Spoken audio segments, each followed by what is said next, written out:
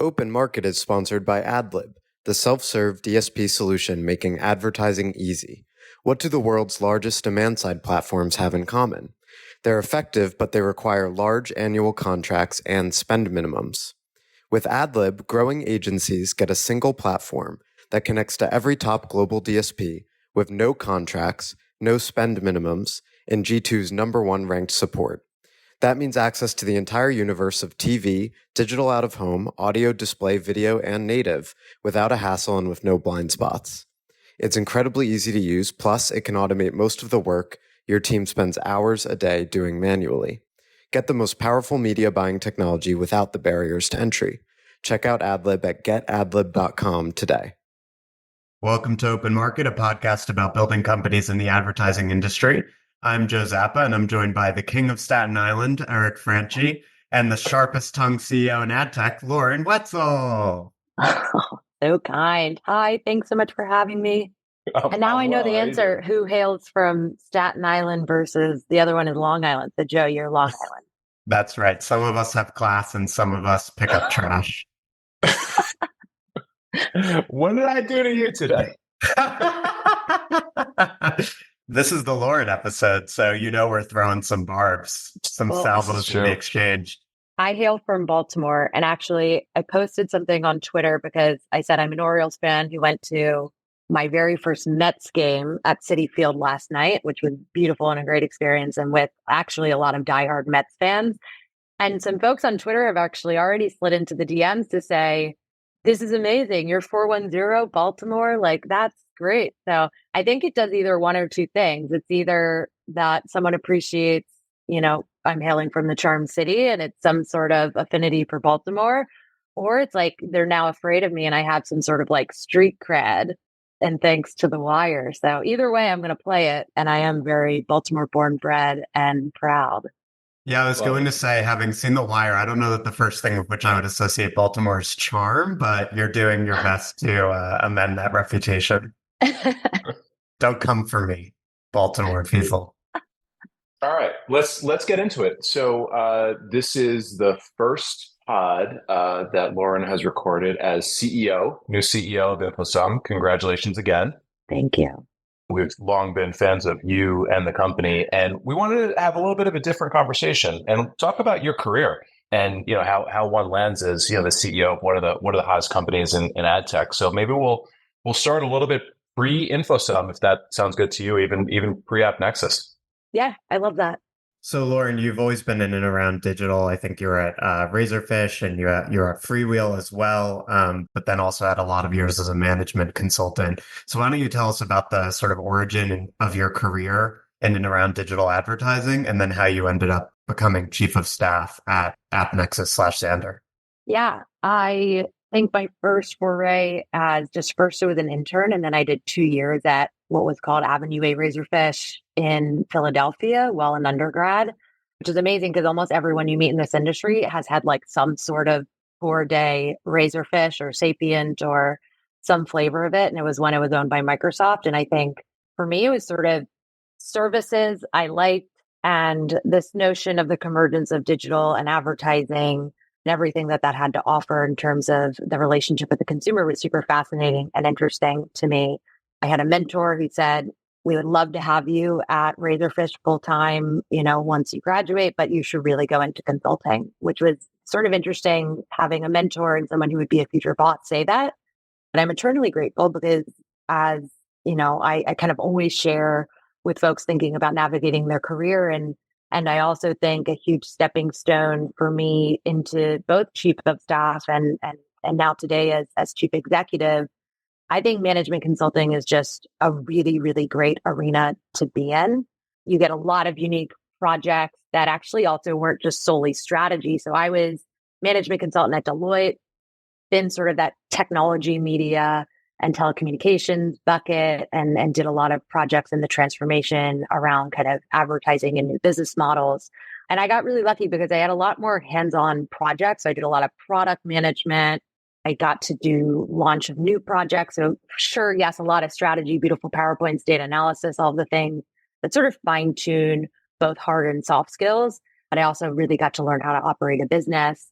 And so the journey to your question from kind of that consulting arena to chief of staff at Xandr, actually good story, but it's not unlike many consultants who become operators. I think what I find is unique is sort of the cast of characters and the time at which I did it, which was I was at Deloitte. I was leading a strategy project at AT&T for over a year at the time. It ended up being 2 full years at AT&T while with Deloitte. And I was focused on like how AT&T could drive synergies following the acquisition of Time Warner. And so it was a tough project, like many consulting engagements.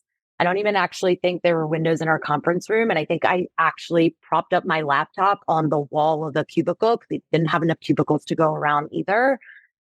But I love the people on the project. I love the challenge. And I thought it was, it wasn't the first time a telco was attempting this type of metamorphosis to become a modern media company, but I really believed in the vision of the company. And so flash forward, AT&T ends up hiring Brian Lesser, took on a project to help him with his business case.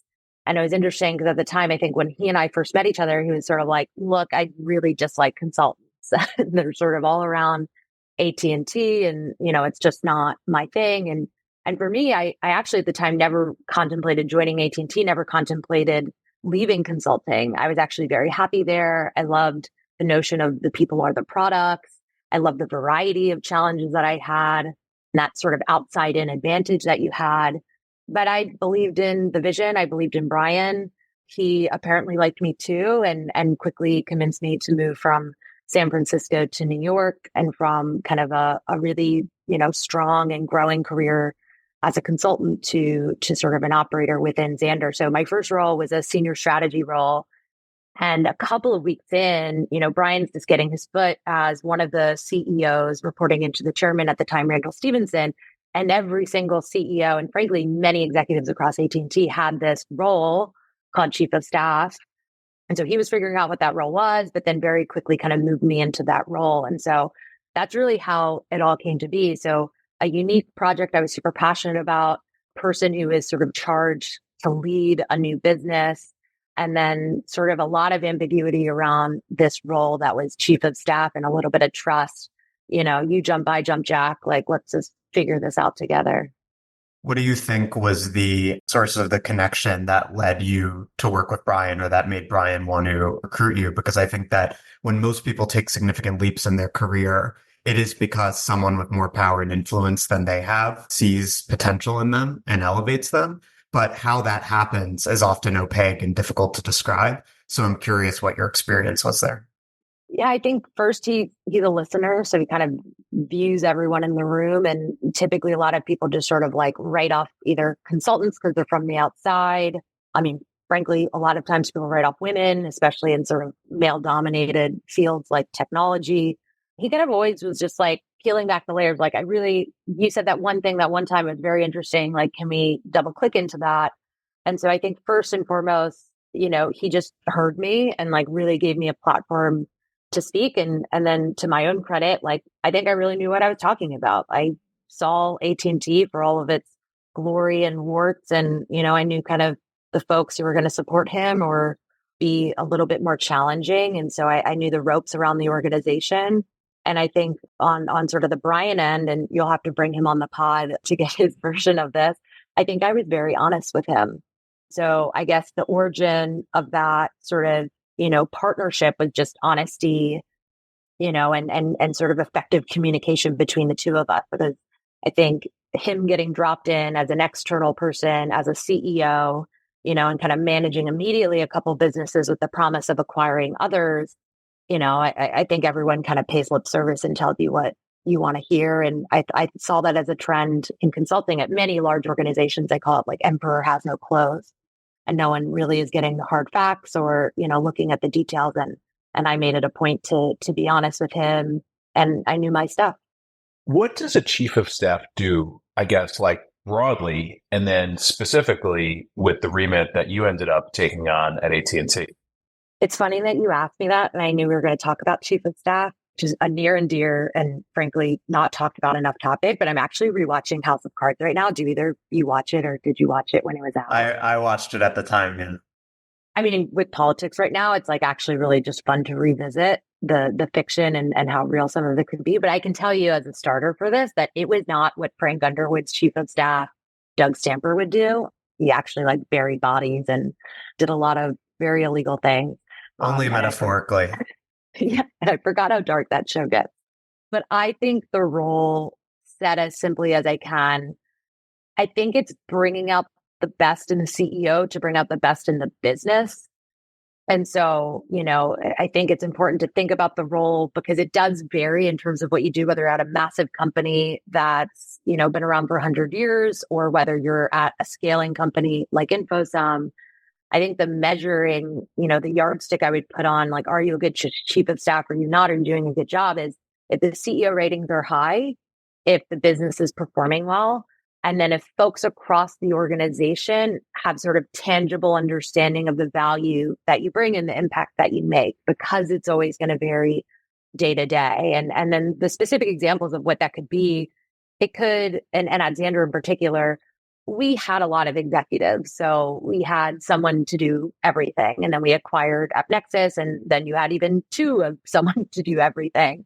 We sort of had no shortage of folks leading functions. I think what Brian really needed and what I was helpful in doing is sort of just alignment, like strategic initiatives where it was a little bit of this team and a little bit of that team. And you kind of have to like drive collaboration and pull something together. I had more of that background in strategy and some M&A experience. So I happened to lean a lot into the work on some of the deals that we did. There's so much just on communication. So you have to constantly think about the audiences that a CEO is caring for. So that's investors, that's employees, that's clients in the market. And so you're always trying to streamline those communication channels, which I found to be probably one of the most helpful things. Like you're really partnered with your kind of comms team. And that was a huge learning for me and something that I now really value and have valued in my career. So it can be a range of things in terms of what you do. And some of that just depends on what you're doing as a company. We at Xandr, we're standing up a brand new business.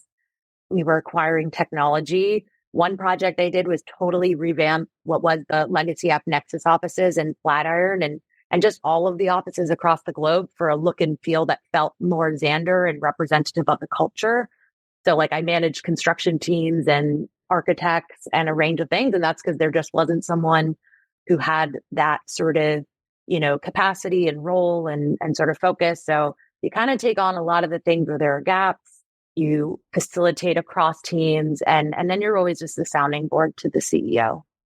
Given that you're talking about themes and, massive projects like M&A, is there a company size or stage that you think a chief of staff is most appropriate for, or the company can benefit most from? Yes, immediately off the bat, a company like AT&T. But the one caution I would say large, complex organizations, it is great if you have a chief of staff, especially if you have multiple business units that either have the title CEO or general manager or whatever, president, whatever you call it. I think the challenge with that, though, and what I see a bad habit that really large companies, and I saw this at AT&T, is everyone wants a chief of staff. And so they see the value that a chief of staff brings the CEO. And then all of a sudden your head of product wants a chief of staff and your CRO wants a chief of staff. And then all of a sudden you kind of are creating just like a lot of waste and sort of fat and layers within the organization. But then sometimes it's starting to take away from some of the functions that already exist if you're a large enough entity. So if you're a large complex organization, you already have a marketing team and a comms team and probably an internal comms team. You have HR, you have strategy and operations. And so I think it's really necessary for someone in sort of that CEO level role to have a chief of staff, especially in large organizations. Like to me, that's a must. Be careful that you don't have too many of them across every single C-suite role. But I also think people assume it's only for big companies. And as a testament to how critical I think the role is, one of the first things I've done in, my tenure as CEO, which is only, I think give or take a month, maybe less than that, is I've kind of moved someone into that role of chief of staff because I value it, because I think it's what I need to be successful. I think it's what the business needs to be successful in this new chapter. And so I think scaling organizations, probably not, seed or series A companies like out the gate need a chief of staff. I think your investors would look at you with like a little bit of a side eye. But those who are really trying to kind of hit the next level of growth or hit profitability or sort of move into new regions. And there's so many moving parts and there's new teams and sort of, especially if the pace of the industry, is accelerating, I think a chief of staff can be incredibly effective. I think one way to think about it, and I'm curious what you think of this as someone who's held both roles, is like a chief of staff might be an interesting role for someone who's maybe a little earlier in their career and maybe not quite ready to be like a COO, but who really understands the industry, sort of has instincts for business and is a perspective that as the CEO you want in the room a lot. But again, they're maybe just not ready for the traditional role of someone who would be in the room with the CEO all the time, which is like a COO. Yeah, I totally think that's right. I mean, I think every COO should basically have almost every capability that a CEO has. And I think it'd be misleading and wrong to say that every chief of staff has every capability to step into the COO or the CEO role. And now add on, I think traditionally when you're just like, where do I even start? I want to hire a chief of staff. One, like there's like this phenomenon around that role. So like there's like organizations and alliances. If you go on LinkedIn, there's ever since I was in the role, like I get asked all the time, like, please speak at this place or, talk about this role or help feed into this playbook as to, it's like everyone's capitalizing on it literally and monetizing the art of like finding the chief of staff and making the chief of staff role successful, which is clever. But I think, someone with a consulting background, someone who has seen different teams, like if you've only done one thing and you have one purview and that's it, like you're probably not going to be the best and most effective chief of staff. You kind of want someone who's used to managing ambiguity. I think that would probably be like top of my list. Like, can this person manage ambiguity? Can they effectively communicate what they're recommending? Like a COO needs that and a chief of staff equally needs that. Like if you're making recommendations, if you're sort of leading a project, listening to all the voices, and then you can't communicate like what someone's going to do when a CEO has a million things going on, like then that's not an effective chief of staff. So I'd say that that's the other thing that's really, really important. So how did your day-to-day and responsibilities then change from going from chief of staff to COO at InfoSum? So many things. I would say mostly the scale and maturity of the businesses are just so different. Xandr was a $3 billion business at the time that I was there. For context, it sat within the umbrella of AT&T, which is a Fortune 10 company. And, as I mentioned before, at Xandr, there's just an executive to run all core pieces of the business. And so you were a facilitator, an enabler. You're definitely a sounding board to the CEO. InfoSum is not a $3 billion business just yet. We're venture backed, we're scaling. But as COO, I managed a lot of the core functions like day one of stepping into that role from the very beginning. And that meant that I designed it, I developed it. I, in some instances, like scaled it to then hand it to another executive, or in other instances sort of kept it close. So I'd say that's sort of like the context I think is really relevant and important to the nuances of the role. I would say as COO, you're just always selling, especially at like our scale and our time. And maybe that was actually surprising to me, to ABC always be closing, Glenn Larry style. I got to work on a lot of those strategic deals and acquisitions and a lot of, really important partnerships at Xandr. And so I was, client facing to an extent, but I just wasn't sort of like day to day the voice of Xandr for this product or for what we were trying to achieve. I was a lot more behind the scenes as chief of staff.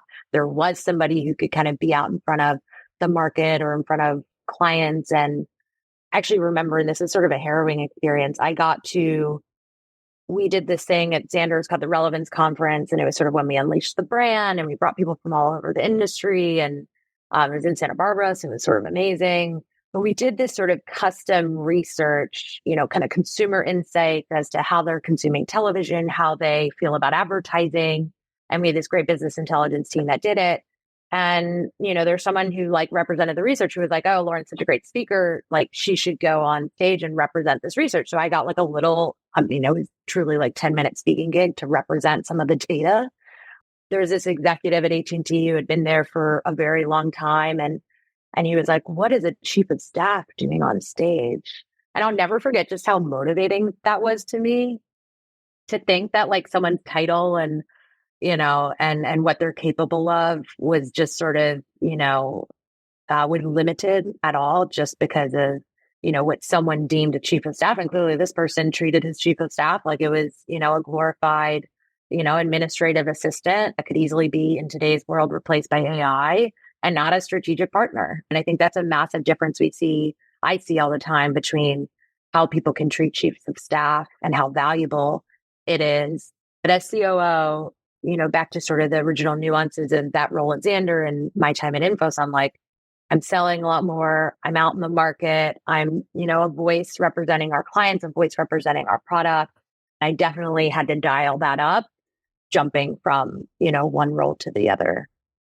Yeah, it's also sort of like an enterprise / incumbent versus a challenger role where you have to be, I mean, everyone should be evangelizing, but obviously if you're coming from that challenger position, it's especially urgent to do so. I would also point out that the through line from, chief of staff to COO, and what you in particular bring to those three roles is, I think, an ability to communicate. Like, no doubt there are several dimensions to it, but in order to get elevated by Brian in the first place, you had to have a sort of philosophy and a way of seeing the business and then be able to articulate it. And that's something I'm constantly looking for in people, is just like, do you have a philosophy? Like, are you sort of, I see this, and obviously my domain is marketing, right? So I see it a lot, like with marketers, it's like sort of going through the motions of like, and now we're going to email the reporters and we're going to put out the content and whatever. And it's like, well, yes, like those are the tactics, but also like stepping back a second, like, how do we win? Like, how does marketing help the entire organization win?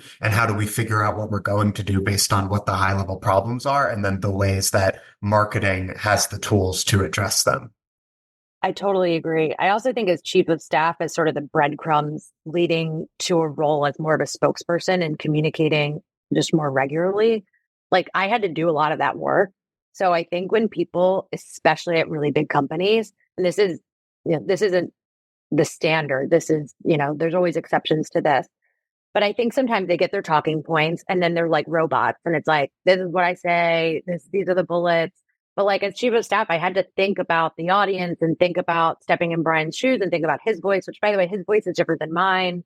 Like I like more adverbs and descriptions and storytelling. And he's like very to the point and brilliant at it and has such an extensive vocabulary. Like, like one, I'm thinking in his shoes, but I had to sort of craft that message. And the art of crafting the message is something that even when I have brilliant comms, resources around me, like it makes me a better, more effective partner in crafting what ends up being the better result, like what ends up being the better story that we're telling. And to what you just said about sort of where InfoSum is today, like it's so needed. Like, I mean, think about the noise of the market that we're in, and you constantly have to sort of silence that noise and be very clear. And I think it's something that really, really charges us forward.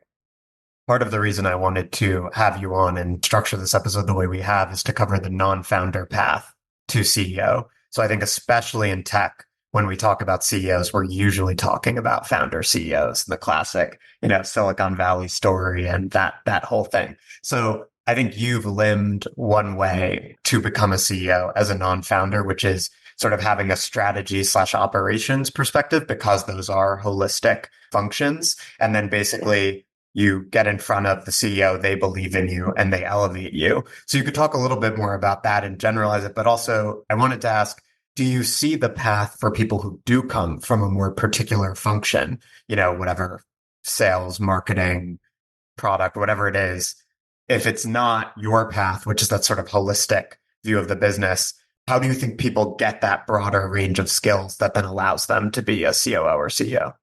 Yeah, I do think there are more traditional routes. And I do think it comes to like breadth and depth of experience and multiple experiences. Consulting can give you that. Consulting can let you, see a bunch of different businesses, tackle a bunch of problems, see a different amount of styles, frankly, in leadership and communication, and just being effective. And I think it's important to say, I just don't think you can kind of come from anywhere. Like, I don't think like, the sort of probably the answer everyone wants me to give is like, you can do it. Anyone can do it. Like, I just don't think that that's the case. For example, if you're like the greatest seller or you're the greatest within legal, or even if you're in a more operational role, like you're great at client service, but that is all that you have done day in, day out, and you don't have P&L management and you don't have setting strategic vision and strategic planning experience, and frankly, some financial acumen, like you're probably not well suited to be a chief operating officer and then eventually a chief executive. Like and that's not a never, that's just like, you kind of need to step into a different role, gain a few more skills and have a little bit more experience before you sort of take that jump. So I definitely think that there's always a route. I get, folks, I'm one of those people that if people reach out to me on LinkedIn for career stuff, like I do always respond. It may not be that day, but I will end up having contact with that person and help people sort things out or connect them to someone who can on my behalf. And, and that's the advice I give to someone. If they're just like, hey, I've only done this one thing, but I really want to be a strategist, or I really want to be a chief operating officer, and I really want to do this. It's like, okay, you might have to take a lower level role, or you might need, some courses, or you might need to shape your resume in such a way that you're displaying that you have, and there's always different ways to do it. You could take nonprofit experience. You could, you could showcase it in other ways. It doesn't just have to be sort of the formal way of like, I got this title and this role and sort of that catapulted me. I mean, it's interesting at InfoSum because we also had a CEO who wasn't a founder, and I listened to all your podcasts and I love the different strengths you kind of draw on them. And I really agree with it, which is to say, everyone needs that sort of the start, the seed, the genius that is the founder who takes it from 0 to 1, who invests, the idea, but the resiliency to sort of, get the funding and see something come to life. But I really also think that discipline and experience and almost just like level-headed, I think it's what you said, sort of perspective that comes from being someone who's just like scaled an organization in a different land and doesn't have maybe the possessive nature that a founder would have on something. I think that's really, really important. And yeah, and I think someone who has just been experienced through the organization and frankly has seen all chapters of it, I also think is very equipped to step into the CEO role. And I think my story's special because I was a client and then I was an investor. I sat in a corp dev seat. I led an investment in InfoSum. I was president, I was chief operating officer. And I think it's a powerful story of just what experience can bring to the table and what will be different from, say, the founder and then Brian and then me. Like, I've been in it with the teams and with our clients. And I think, you'll really start to see that come to life in a unique and interesting way. And at a time when we also have all eyes on us because the industry's ripe and ready to embrace us. So it's a good timing and an energizing moment, not just for me personally, but I think for our teams and for the industry. Well said. How long have you been CEO now? Just under a month. Just under a month. So what's changed in the past month for you? A lot of paperwork. I think I'm like really officially over every region, but every day has been like a new wedding to this and, apostle that and notarize that. And just a lot of admin and printing, and tree killing and all of that. But jokes aside, I am using it just as an opportunity to drive some changes that even maybe if Brian was still here, he would have done. And so you have to take any moment of change, I think, and use it to just fire people up and get them excited. And so it's kind of coming out in a couple different ways. There's some operational changes we're making. That can just be in meeting cadence and how we're approaching meetings, which by the way, I think every executive and every company needs to look at on a regular basis because it's either working or it's not. And if it's not, then you definitely got to cut the meeting and give people time back and let people focus. So that's always refreshing. Summer is the best time to do that. This sort of organizational change is the best time to do that. Digging into certain initiatives that I think, we might have otherwise either kicked down the road or not looked at. That's really important.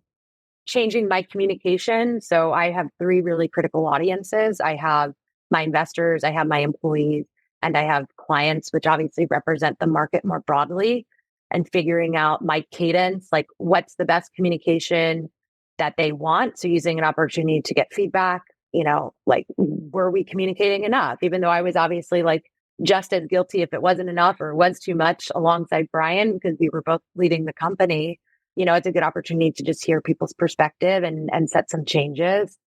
And then you'll appreciate this, Joe. I've been really hard at work on just positioning and just the language that we use around how our product is differentiated, which aligns to some exciting partnerships and some announcements that will be coming out soon, that were already underway, but just using that as also, like, I internally call it the InfoSum 3.0 narrative, which is energizing to the org. And again, back to those audiences, energizing to the org, energizing to investors, who are coming back into the business and looking to invest more in the business, which is exciting, and to the market, who I think, again, is just a little bit more open eyes and open ears on this new category that's been completely confusing for a lot of people, but is at a time of maturity where, like, there's real proof points on the board and there's real clients who are utilizing it. And I think it's much more mature.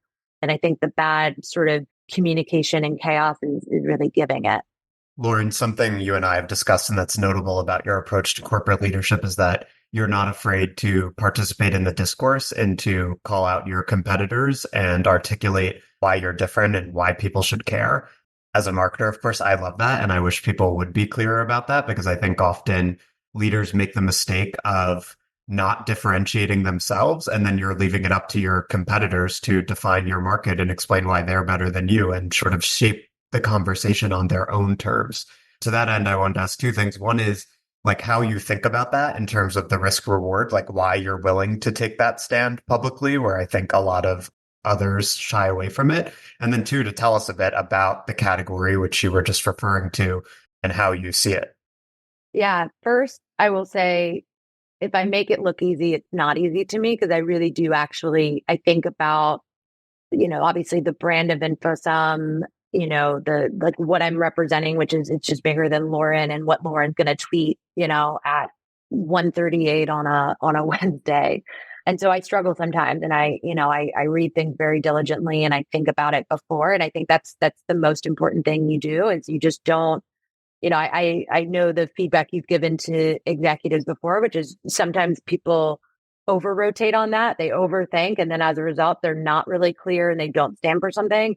And so I think first you need to think about it, but you also need to be decisive. I'd say the second thing is, if you, like I do, feel incredibly passionate about what you're doing and you genuinely believe in it and you genuinely know it and you spend the time to know it and you spend the time to listen to your client, like no tweet's going to fail. Like, you did your homework. Like, I'm not a careless person. I'm not a thoughtless person. Like, I think and empathize about, like, how people are going to react to this and how they're going to think about it. And frankly, if I call somebody out on something like I have in the past, like, I'm very ready at any moment for them to engage with me and for me to have a very productive conversation. And I wouldn't ever say anything and communicate anything where I couldn't back it up with that feeling and couldn't back it up with that strength. Now, to the industry that we're in, we're disrupting something that's broken. Like, the infrastructure that propped up how people handle data, so that a bunch of companies are capitalizing, making money off of data that you as a consumer, like, didn't really realize was, like, middleware involved at all, because it was some fine print. Like, that just needs to stop. And frankly, in a lot of markets, it has. And so, the mission that we're on of totally re-architecting and rebuilding is a very important mission, and it takes a lot of work. And so the challenge and the chaos I see is when people are trying to shortcut that, and when people are not doing the hard work, and when people are, doing something that's like just skirting the rules, but not really in the best interest of the consumer and not really transforming things. That's where I think it's disingenuous to the sort of efforts and the initiative. And frankly, with the category that we have now helped define is really trying to stand for. This data collaboration category, this privacy enhancing technology category, this label of privacy first when something isn't privacy at all. And it's very difficult when a company has lived and breathed a totally different business model. Like, what is my core business? It is data collaboration. First, second, third. It is privacy protection. First, second, third. Like, it is that. Like, that is my business. And for other companies to sort of approach it like it's a feature add-on, number one, I think it complicates what ends up needing to exist as interoperability across collaboration. If you're a cloud provider and your technology forces you and your partners to all use that one cloud, like that's not good for collaboration. Why are you dictating your partner's data infrastructure? Like, you shouldn't have to. Are you pushing people to use your identity spine because you've homegrown built that identity spine and you think it's very valuable and that's how you make your money? And it is limiting the sort of keys and sort of the identity resolution that needs to exist in the market. Like, I think that neutrality, being agnostic and being independent, which frankly, I think InfoSum is really one of the only providers who can say that. I think it's what it's going to take for this industry to sort of adopt this new way of working and actually be able to scale. And obviously, it also takes partnership, which half of the people I'm usually calling out, like, should be partners. And they're trying to resist because they're trying to reinvent themselves. And they will give in to being a really great partner. And I'll be a really great partner back. We should coin the term data coercion as a barb against the cloud providers that are trying to use their supposed data collaboration technology to force you to use their cloud or their infrastructure. I like that as a distinction. I'm laughing. This is an audio podcast, so you can't see me laughing. I'm laughing because of how much of an actual silent killer Lauren is. You just had like this great articulation of the future, and then at some point you said, "And they will comply because." I'm just like, yikes! That's amazing. Well, I think really what you're doing, to just make the subtext text, is you're differentiating from those cloud providers who might be providing some similar services, but then also from a certain data brokerage company that might be getting into the data collaboration space. And I think you're sort of using the term data collaboration, with which I do associate InfoSum, and I think of it as a category you guys have really pioneered and helped shape. You're using the term to push back on data brokerages that might be masquerading as data collaboration companies, but then also companies that might be participating in data collaboration, but also using it as a tool to push other aspects of their business, whereas this is the essence of your business. And I think that's a great example to just spell these things out in real time of how you use positioning to do what it's supposed to do, which is to differentiate you from competitors and galvanize customers, those who influence them, and investors, as you put it before. Yeah. And they have a core business. They've got enough business to go around. Like, if you're selling storage, like, that's a really good business right now. If you're selling data analytics tools, that's a very good business right now. If you have a data marketplace, that's a very good business right now. So it's also to say that all of those things can still exist. It's just, I think when it comes to collaboration, you shouldn't be dictating that for your partner. I think it's a blocker to really getting the industry going. And I think that I'm starting to see many more companies just like view it that way, see it that way, and start to ask the harder questions. Like, I think what's really inspiring to me is when I'm doing an RFP, and early on, it's not just like a product manager who's like looking to move away from like an old data connectivity platform. They bring in their privacy teams, and they bring in their data science teams, and they bring in their legal and compliance teams, and they're thinking about it from a security lens, and they're thinking about it from a privacy lens. And when they do that, like, we win. Like, when they do that, and it's like, it seems like it's a more complicated sale, and maybe it actually is, we end up faring much better because of the diligence that goes into it, because then it's very difficult to conflate all these things.